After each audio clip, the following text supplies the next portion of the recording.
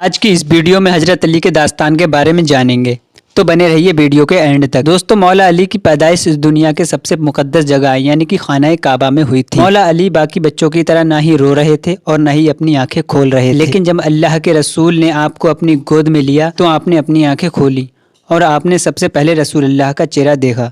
دوستو، حضرت علی کی والدہ کا نام فاطمہ بنت اسد تھا اور حضرت علی کے والد کا نام ابو طالب۔ دوستو، حضرت علی رشتے میں حضور کے داماد تھے۔ دوستو، خیبر ہو یا بدر ہو یا احد، ان ساری جنگوں میں حضرت علی نے ایک اہم کردار ادا کیا ہے کہ اب تک اسلام کے اتحاد میں سب سے بہادر اور طاقتور یودھا کوئی گزرا ہے تو وہ حضرت علی ہیں۔ حضرت علی کی بہادری کی وجہ سے رسول اللہ نے اسد اللہ یعنی کہ اللہ کی شیر کی کتاب سے نوازا۔ حضرت علی اسلام کے چوتھے خلیفہ بھی ہیں۔ حضرت عثمان کے بعد حضرت علی کو مسلمانوں نے اپنا خلیفہ چنا تھا۔ حضرت علی کتنے بہادر تھے اس بات کا اندازہ اسی بات سے لگا سکتے ہیں کہ بدر کی جنگ میں مسلمانوں نے 70 کافر، جس میں سے 35 کو حضرت علی نے قتل کیا تھا اور 35 کو باقیوں نے مل کر قتل کیا تھا۔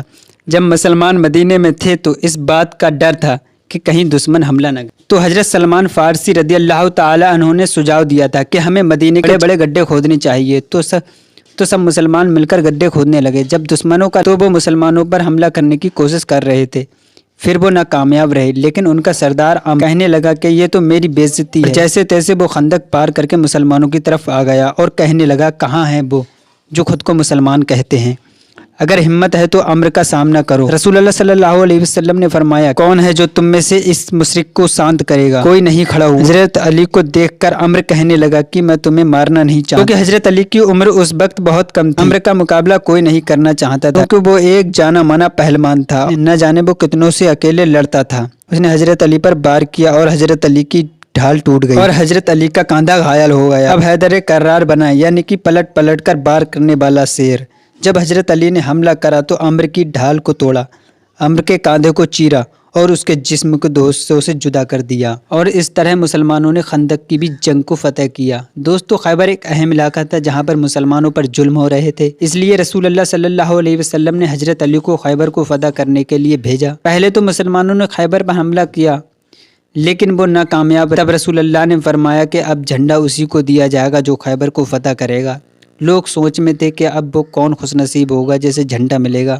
اگلے دن رسول اللہ نے فرمایا کہ علی کہاں ہیں؟ کچھ صحاباؤں نے کہا کہ علی کی طبیعت صحیح نہیں ہے اور وہ آرام کر رہے ہیں۔ رسول اللہ نے حضرت علی کو بلایا تو حضرت علی کو بخار چڑھا ہوا تھا اور اسی حالت میں حضرت علی خیبر کو فتح کرنے کے لیے چل۔ خیبر کے یہودیوں کو لگا تھا کہ وہ آرام سے مسلمانوں کو شکست دے دیں گے، کیونکہ ان کا مرحب نام کا سردار جو اکیلے سینکڑوں سے لڑتا تھا، اور اس جنگ میں دشمنوں کی تعداد 14,000 تھی اور مسلمانوں کے پاس صرف 1600 سپاہی تھے۔ لیکن مرحب کو یہ نہیں پتا تھا کہ اللہ کے شیر حضرت علی ہیں۔ حضرت علی اور مرحب کے بیچ لڑائی ہوئی جس میں حضرت علی نے مرحب کے 2 حصوں میں جدا کر دیا اور جو خیبر کے قلعے کا دروازہ تھا اسے اپنی صرف 2 انگلیوں سے اکھاڑ پھینکا۔ وہ دروازہ اتنا بھاری تھا کہ جنگ کے بعد سارے مسلمان اس دروازے کو مل کر بھی نہیں اٹھا پا رہے تھے، جسے حضرت علی نے صرف اپنی 2 انگلیوں سے اکھاڑ پھینکا۔ تو اسی بات سے آپ حضرت علی کی طاقت کا اندازہ لگا سکتے ہیں۔ دوستو، یہ دور تھا حضرت عثمان کی خلافت کا۔ حضرت عثمان کے گھر پر جب حملہ ہوا تو حضرت علی امام حسن اور امام حسین حضرت عثمان کے گھر کے باہر پہرا دے رہے تھے، لیکن حضرت عثمان کو دشمنوں نے کسی طرح شہید کر دیا۔ اس کے بعد مسلمانوں نے اپنا خلیفہ حضرت علی کو چنا۔ حضرت عائشہ چاہتی تھی کہ حضرت عثمان کے قاتلوں سے بدلہ لیا جائے، لیکن مولا علی کا کہنا تھا کہ ابھی مدینے کے حالات صحیح نہیں ہیں۔ حضرت عائشہ کو مولا علی کے بیچ صلح ہو گئی، لیکن دونوں لوگوں کے لشکر میں ایسے لوگ بھی موجود تھے جو چاہتے تھے کہ مسلمانوں کے درمیان جنگ ہو، اور انہوں نے رات میں ایک دوسرے کے لشکر پر حملہ کر دیا، اور نہ چاہتے ہوئے بھی جنگ کا نام جنگ جمال تھا۔ جنگ کے بعد حضرت معاویہ جو چاہتی تھیں کہ حضرت عثمان کے قاتلوں کا بدلہ لیا جائے، حضرت معاویہ جو شام کے گورنر تھے، ان کی جد تھی کہ پہلے عثمان کے قاتلوں کا بدلہ لیا جائے۔ حضرت معاویہ کی جد جیاست تو تھی لیکن مدینے کے حالات ابھی ٹھیک نہیں تھے، نہ چاہتے ہوئے بھی حضرت معاویہ اور مولا علی کے بیچ جنگ ہوئی۔ اس جنگ کا نام جنگ صفین تھا۔ دونوں طرف سے ہزاروں مسلمان شہید ہوئے۔ حضرت علی اس جنگ کو بھی فتح کرنے والے ہی تھے کہ اچانک حضرت معاویہ کے لشکر نے قرآن کو اپنے نیزے پر باندھ کر بلند کر دیا اور کہنے لگے کہ ہمیں قرآن کا فیصلہ منظور ہے، یعنی کہ ہم صلح کے لیے تیار ہیں۔ صلح کے لیے دونوں طرف سے ایک ایک انسان کو مقرر کیا گیا جو قرآن سے فیصلہ کر دے۔ 6 مہینے کا وقت دیا گیا لیکن کوئی بھی فیصلہ نہیں نکلا۔ اس فیصلے سے پہلے کچھ ایسے بھی لوگ جو چاہتے تھے کہ فیصلہ جنگ سے ہو نہ کہ قرآن صلح سے، ان لوگوں کی حضرت علی نے بہت ہی سمجھانے کی کوشش کی، نہ کامیاب رہے اور مجبوراً اس جنگ کو کرنا پڑا۔ اس جنگ میں 9 خوارج بچ نکلے اور حضرت علی، حضرت معاویہ اور حضرت بن الحاص رضی اللہ تعالیٰ عنہ کو شہید کرنے کی سازش بنانے لگے۔ حضرت بن الحاص تو ان کے حملے سے بچ گئے، لیکن جب حضرت علی فجر کی نماز پڑھانے کے لیے کوفہ کی مسجد میں تو عبد الرحمن بن مجلم نام کے ایک خوارج نے حضرت علی کی پیشانی پر تلوار ماری اور حضرت علی کو زخمی کر دیا۔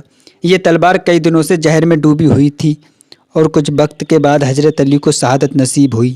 حضرت علی نے قریب 5.5 سال خلافت کی اور سب سے مشکل خلافت کا دور حضرت علی کا تھا۔ سب سے زیادہ بغاوتیں حضرت علی کے دور میں۔ اس طرح مسلمانوں نے ایک بہادر خلیفہ، اس دنیا نے بہادر جنگجو اور مسلمانوں نے ایک نایاب ہیرا کھو دی۔ جلد ملاقات ہوگی ایک نئی ویڈیو کے ساتھ، تب تک کے لیے اللہ حافظ۔